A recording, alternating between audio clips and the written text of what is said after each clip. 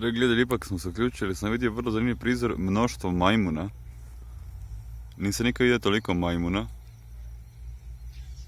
Pavijana, čini se. Hrpetina majmuna. Kao na otoku doktora Moroa su zatvoreni ovdje. Da se razumije da su u pitanju pavijani. Majmuni. Vidio zanimljivo. Evo tamo su koze se puštene upravo sad. Ne ispaša. A sad se i čuju, svađaju se majmuni.